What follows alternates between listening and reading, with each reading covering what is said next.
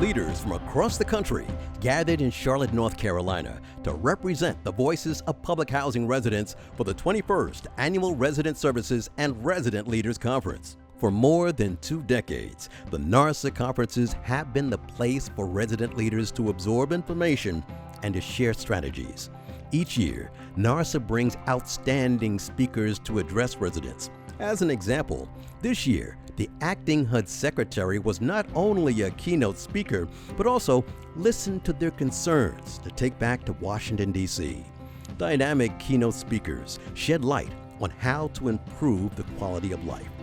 In the breakout sessions, leaders have the opportunity to learn how to work together, hold housing authorities accountable, gain valuable insights into the latest HUD rules and regulations, and empower families and communities to thrive. The conference is about equipping resident leaders with the tools needed to support and empower those they represent. The bus tour provides a first-hand look at innovative housing solutions from around the country. There is also the fantastic dinner dance.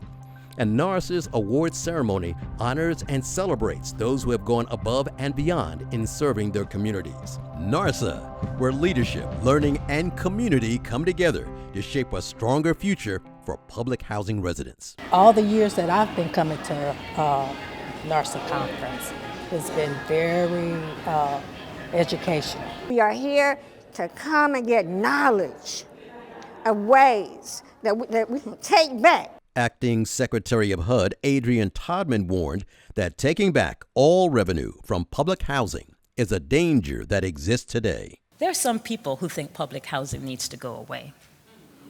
And you know who they are.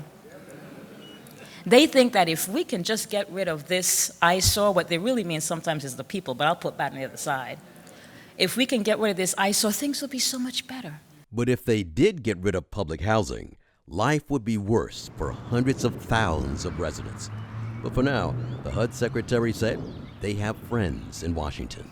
We are going to make every single day matter for regular folks. It means that we're going to continue fighting for more funding for public housing, more capital repairs that are needed, whether it be fixing heaters or fixing ceilings. Not only was she giving a keynote presentation, the HUD secretary wanted to hear from them and went to each and every table to hear their suggestions on how HUD can improve public housing. I want to thank you all for the continued leadership that you have in making sure your communities are strong. Know that you have a partner in HUD and know that you have a partner with our leaders in Washington, D.C. HUD made a commitment to support tenant organizing and tenant organizations, and we are trying to live up to that promise. So some of the things that we've been doing have been providing tools and resources for tenants to build effective and sustainable resident organizations. Congress, not sure if it wants to fund housing, public housing and project-based housing the way they have in the past. It makes residents nervous. And so they're here at NAR-SAAH to get questions answered. Another speaker, Robin Lake Hamilton, discussed ways to step out of economic stagnation toward a path of financial independence. Homeownership is not about really having a place to live, right? It is a key driver to wealth accumulation. We need to have a conversation in our community about our relationship with money. Does that make sense?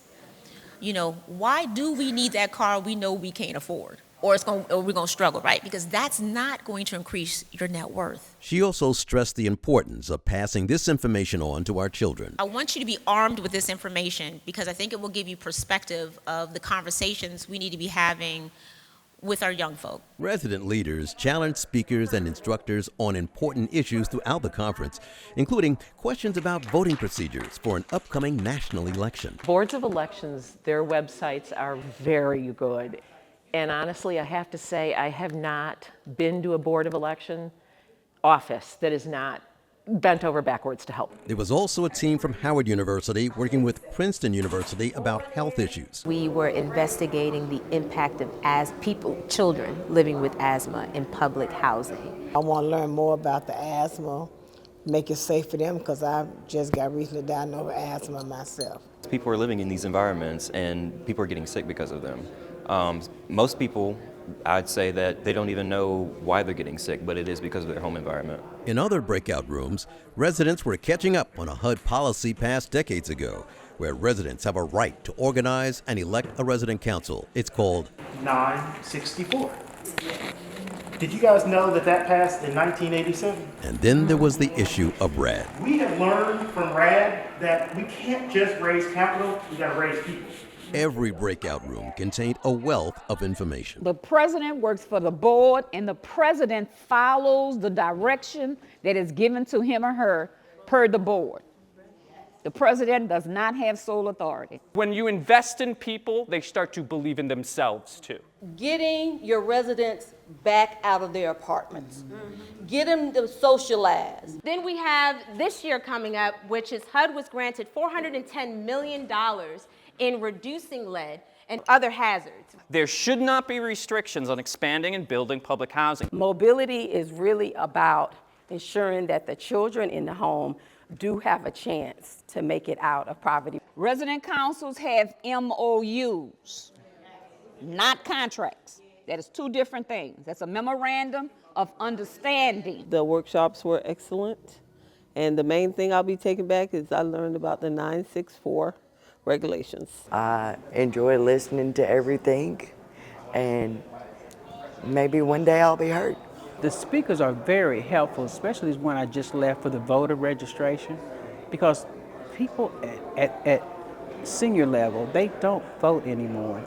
They've seen so much, and they don't feel that their voices are being heard. And over the years, there has been the certificate training class, where Dr. Samuel Little gives resident leaders advanced training to empower them to become advanced leaders. You need more skills today than yesterday, and we're committed to building more and more skills and knowledge to continue to do this work. Dr. Little just does a fantastic job every year. He and his support team, we know he can't do it by himself, and he just is an amazing and dedicated person that continues to put this together. I come to his class because the knowledge that we absorb, I'm absorbing today, was better than I absorbed last year. This year, last year, and years before, NAR-SAAH took resident leaders on bus tours to see firsthand how other cities around the country are working to not only solve the public housing crisis, but to create opportunities for residents. Just get out here, provide resources, be a beacon of light, a beacon of support for the residents of our community and of our city. Bus tours, keynote speakers, breakout rooms, certificate training. Time now to recognize and celebrate the NAR-SAAH stars. The 21st Annual NAR-SAAH Awards Luncheon is where leaders are honored for their contributions to uplift families and advance the quality of life for public housing residents. Here are the 2024 award recipients. For the National Public CEO of the Year, it goes to Charles Hillman. Accepting the award for Charles Hillman is Sonia Nelson. The National Resident Council of the Year goes to the Chattanooga Housing Authority resident leaders. For the National Resident Services Professional of the Year goes to Anita Porter. For the National Resident Commissioner of the Year goes to Rosa Burbridge. For the National Community Partner of the Year goes to Kaisis Washington. For the NAR-SAAH Hall of Fame inductees, Joyce Armstrong from the San Francisco Housing Authority, Neola Gans from the San Francisco Housing Authority, Eldridge Knighton from the Housing Authority of Birmingham District, and Maurice Robinson from Enlivian. Thank you, leaders, for your hard work, and congratulations on being a recipient of the 2024 NAR-SAAH Awards. And the convention would not be complete without the dinner dance. The conference is invaluable, and it is. It's an opportunity to share ideals, build partnerships, and find real solutions. I want to tell you, no matter what your struggles are, you can do anything that you want to do.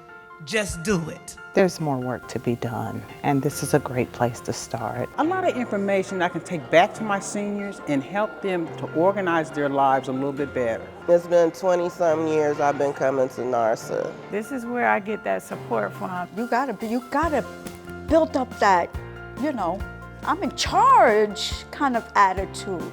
Because if you don't, what's the point of coming here? This is my first NAR-SAAH conference. It will not be my last. More than 350 resident leaders and resident services staff from around the country have assembled here in the beautiful city of Charlotte, North Carolina, to improve their skills, enhance their understanding of affordable housing, and to have an impact on public policies. This has been an exciting conference.